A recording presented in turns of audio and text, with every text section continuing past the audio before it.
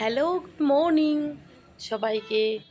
তো আমি আজকে তোমাদের সাথে শেয়ার করব আসামের অনেক জনপ্রিয় মন্দির, সেটা হলো উমানন্দ।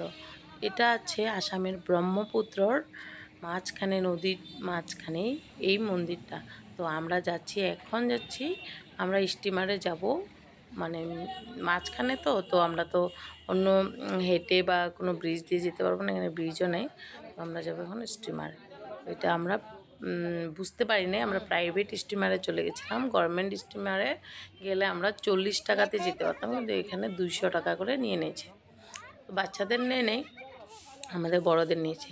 তো এই যে আমার ভাসুরের 2 ছেলে আমাদের সাথে ঘুরছিল, ওরা ওদিন খুব মজা পেয়েছে। ছোটটা তার বলে লাভ নেই, ও বেঙ্গলি বলতে পারে না, হিন্দি বলে। তো খুব মজা পেয়েছে, ওদেরও স্কুল বন্ধ ছিল।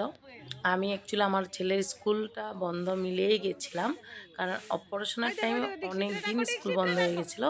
তার জন্য আমি বন্ধটা মিলিয়ে 2 দিন বন্ধ ছিল, মিলিয়ে তারপরে সানডে স্যাটারডে পড়ে গেছিলো, তো ওরকম করে গেছি, স্কুল মিস হয়নি। তারপরে দেখো আমরা ফেরিঘাটে চলে যাচ্ছি, তারপরে যাব উমানন্দ। খুব ভালো লাগছে জানো, ওই দিন ছিল বুদ্ধ পূর্ণিমা। আমি 2টা মন্দির দর্শন করে খুব ভালো লাগছে। আর অ্যাকচুয়ালি আমার মন্দিরে যেতে খুব ভালো লাগে। আর কে কে মন্দিরে যেতে ভালোবাসো আমাকে নিশ্চয় কমেন্ট করে বলবা। সবাই আসলে ভালোবাসো মন্দিরে যেতে। তো এটাই, আমরা মন্দির যেমন ভালোবাসি তেমন সব মানুষকেও ভালোবাসতে জানতে হয়। মনে একটা আর মানে উপরে একটা রাখতে নেই। তো ভগবান তো সব কিছু দেখেই না, ভগবানের কাছে বিচার যদি তোমার চাও তো এটা মানে দেরি হবে, কিন্তু কখনো মানে তুমি বিফলে যাবে না। কারণ মন শুদ্ধ হলে তোমার দিনও ভালো যাবে। তাই মনটাকে পরিষ্কার রাখবা সবাই, দেখবা একদিন না একদিন সব কিছু ঠিক হয়ে যায়। ওইটাই, যার মন ভালো তার দিন ভালো, ওইটা ভগবানেই বলছে, ভগবানেরই গীতাতে আছে। তো এই কাহিনিটা আমার মা সবসময় আমাদেরকে, আমরা যখন আমাদের বাবা খুব ছোটো থাকতে মরে গেছে, মানে মারা গেছে, তখন আমাদের মা বলে মন পরিষ্কার করে কাজ করো, নিজে সৎ থাকো, তখন দেখবা তোমাদের নিশ্চয় দিন একদিন একদিন। আর মার এই কথাটা আর বাবার আশীর্বাদ লেগে আজকে আমাদের ভাই বোন সবার দিন চেঞ্জ হয়ে গেছে। আর সবাই ভগবানের আশীর্বাদে, মা বাবার আশীর্বাদে খুব ভালোই আছি আমরা। তো ওইটাই, তো এখন আমরা যাব মন্দিরে। আমি কথাটা বলার আমি কাউকে উদ্দেশ্য করে বলিনি, কারণ বলছি যে মন্দিরে অনেকে আমাকে বলছে মন্দিরে যায় মন ভালো না ওরকম টাইপের, তার জন্য আমি বলছি না, এটা ভগবানে জানে না আর ভগবানে দেখে। তাই মন ভালো রাখো আর না রাখো এটা ভগবানের বিচার করবে, ভগবান দেখছে সব। তাই চলো এখন উমানন্দ মন্দিরে যাই। দেখো উমানন্দ মন্দিরটা যেতে আমরা স্টিমারে উঠে গেছি, আর ফুড সালাড বিক্রি করছে। ফুচকাদেরকে বলছি খাবা, ওরা তো খুশি, হ্যাঁ হ্যাঁ খাবো। ওদেরকে ফুড সালাড নিয়ে দিলাম, আর জুসি টুসি ওরা নিজে চয়েস করে নিয়েছে। জুস টুস আর কি, জুসি না, তো জুস তো ওরা খাচ্ছিল আর আমি একটু ভিডিও করে নিচ্ছি। আমার তো খুব ভালো লাগছিল জানো। আমি অনেক ছোট থাকতে থেকে পিসির বাড়ি আছে, আমার একটাই পিসি। তো ওই পিসির বাড়ি ছিল উলুবাড়িতে।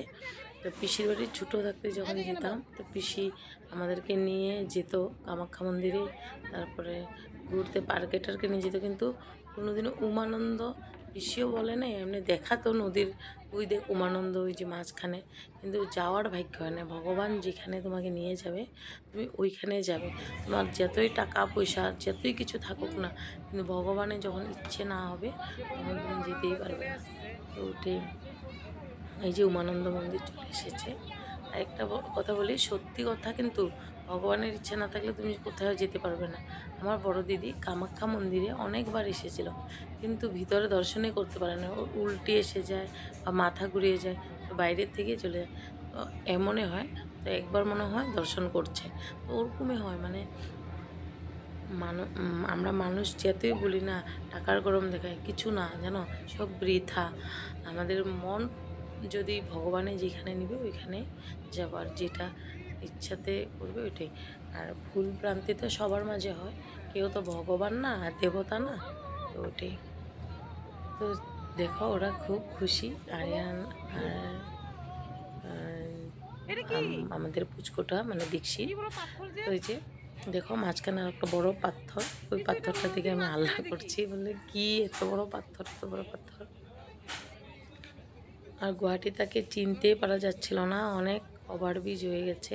ব্রহ্মপুত্রর মাঝখানেও আর একটা ওভারব্রিজ হচ্ছে, মানে আমিনগাঁও পর্যন্ত ওই পাড় দিয়ে যাওয়া।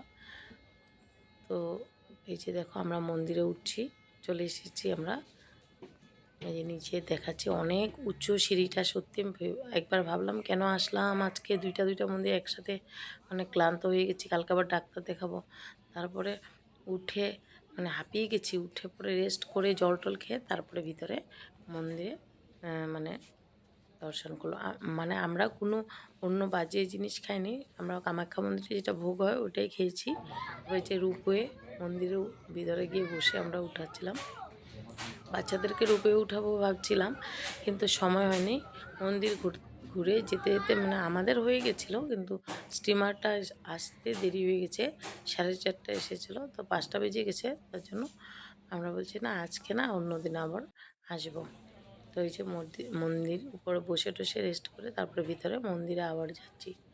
অনেক উঁচুতে মন্দিরটা, আর বন্যা হলে কী বা হয় মন্দিরটা জানি না, কিন্তু মনে হয় উঠবে না জল, কেন অনেক উঁচু তো, তার জন্য। তারপরে ওই মন্দিরের ভিতরে গেছিলাম, ওইটাতে ভিডিও করা নিষেধ। অনেক উপরে উঠে তারপর আবার নিচে সিঁড়ি দিয়ে ভিতরে মন্দিরে ঢুকে নামতে হয়, শিবলিঙ্গ মানে উমানন্দ বাবা দর্শন করতে নিচে নামতে হয়। তো অনেক নিচে নামছিলাম আমরা, নেমে মানে প্রণাম করে আসছি ঠাকুরকে, আসছি আর আসবো, ভগবান এই অধমকে আবার কখন নে, তার জন্য আমরা আমার বর বলছে না ভিতরে আর যাবো না, আমি বলছি না আমি দর্শন করবো। আর এই যে দেখো নন্দী বাবাকে কানে কানে কি বলছে, গণেশের বাহন এটা, নন্দী না। তো ওই যে মেন মন্দির, ওই যে ওইটা বড় মন্দিরটা, ওইটার ভিতরে ঢুকলেই তুমি নিচে উমানন্দ শিবলিঙ্গ আছে, ওখানে তুমি বাবাকে দেখতে পারবে। তো ভিডিও করা নিষেধ, তার জন্য আর আমরা উঠাইনি। দেখো আমরা সব এখন মন্দিরের ভিতরে যাব।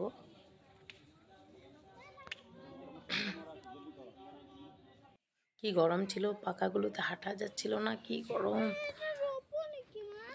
এখন আসামের ওয়েদার ভালো, কিন্তু ওই 2 দিন গরম ছিল, আর গুয়াহাটিতে বিশেষ করে অনেক বেশি গরম।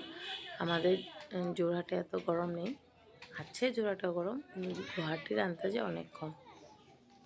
এই যে পুরো মন্দিরটা তোমাদেরকে দেখাচ্ছি, তারপর মন্দির দর্শন করে আমরা চলে যাচ্ছি।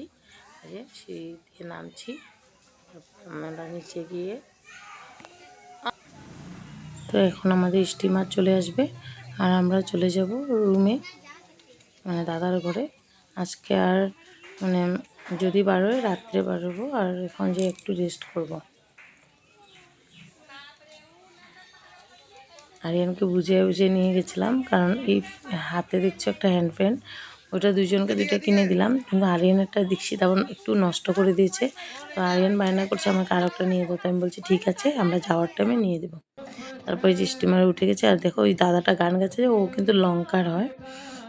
তো আমাদের কলেজেও একবার গান গিয়েছিল, আমি ভুলে গেছি, যখন আমি হায়ার সেকেন্ডারি পড়ি তখন ওনার মানে ফোনেও কথা বলছিলাম। গান গাওয়ার পর আমাদের ফোন নাম্বার নিচ্ছিল কয়েকটা স্টুডেন্টের, বলছে তোমাদের যদি আবার ফেয়ারওয়েল হয় আমাকে ডাকবে, কিন্তু ওই দিনকে আমি ভুলে গেছি চেহারাটা। তো পরে মনে পড়ছে, আর আমার দিদির ছেলেও বলছিল, তো যদি মনে থাকতো, কথা বলছিলাম ফোনে 2-3 দিন।